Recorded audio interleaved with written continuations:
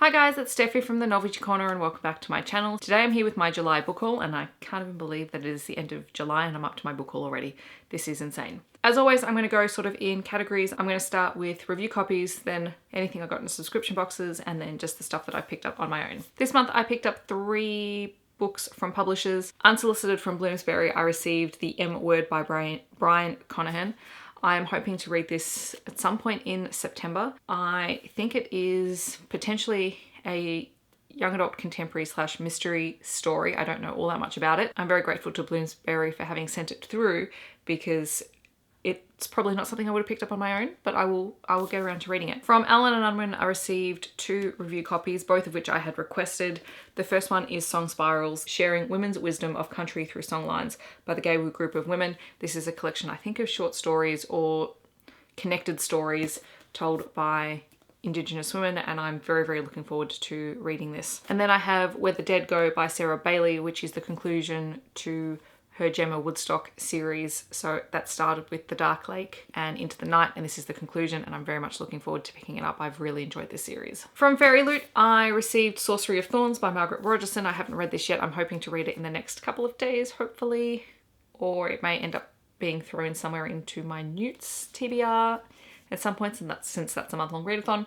But this is a young adult fantasy book, I think set in a library or with sword-wielding librarians. Apparently it has really great snarky banter, so I'm looking forward to it. There are 2 books that I purchased that I don't currently have here. I have The Tea Dragon Society by Katie ONeil, which is a beautiful graphic novel, and I've already taken that into school to show the kids because they were very interested in it. So that's at school at the moment, but I do actually have it, and I have read it. I also have Black Cockatoo, and I'm forgetting who the author is off the top of my head, but I'll put the picture on the screen. This is a middle grade kids book. This is a middle grade Indigenous kids book, and it is just beautiful. It's teeny tiny, but it is about a young girl who looks after a black cockatoo after her brother injures it, and she uncovers that it is actually her totem animal. Randomly, I have another copy of Alice's Adventures in Wonderland by Lewis Carroll. This one is just a standard edition. This is what it looks like underneath the cover. But I picked it up from Bookishly because they do their own dust jacket designs, and I really liked this one. I know it's a really random excuse for buying a book, but I did it and I love it. It's gorgeous. I also picked up Terra Nullius by Claire G. Coleman. I've actually read this book. I have it on my Kindle, but I really wanted a physical copy of it. It is a dystopian story set in it's a dystopian science fiction story set in Australia, and it is sort of an alternate Australian history, but not quite the way that we remember it, and it is very, very good. Another Indigenous title, this is Sister Hart by Sally Morgan. This is a novel told in verse. It is about Annie, who is taken away from the family that she knows and the life that she knows, and she has to learn how to survive.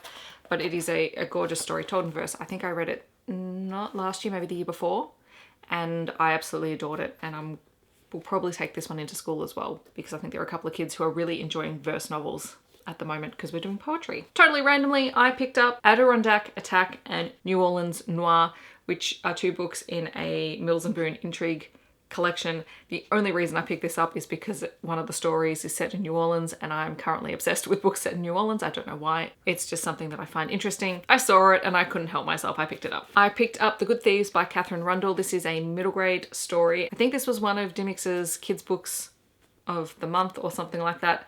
And I'm also looking for more mystery / adventure books for my class. That's what they've really been asking for. So I picked it up, I'll read it, and then I'll take it in and let them know what I think about it. I have Graveyard Shift in Ghost Town by Michael Pryor. I actually have 2 copies of this. There's the copy that I bought and then the copy that I received as a review copy, which my mother currently has because I lent her the first book and she was really enjoying it. So I said she could have the review copy. And I've got to write up a proper review of this at some point.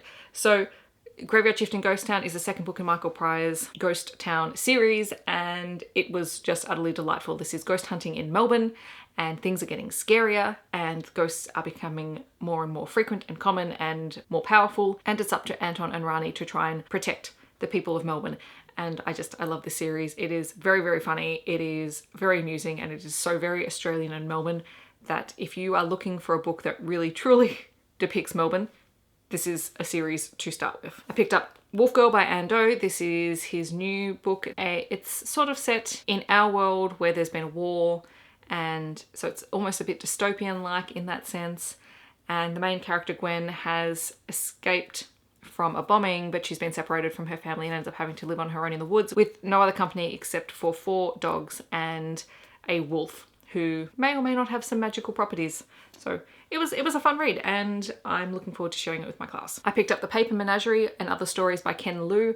I know Ken Liu from his work as a translator of Chinese science fiction, and I've been meaning to pick this up and read it for a while. It is a collection of short stories. Aside from that, I don't really know that much about it, but I'm very, very interested in getting to it and reading it very soon. And I also picked up Waist Tide by Chen. I'm going to butcher that, so I'm not even going to say it, but that's the author's name. The last thing I want to do is butcher someone's name. I saw this in Dimmicks and was really intrigued, one, by the cover. I'm such a cover buy sucker.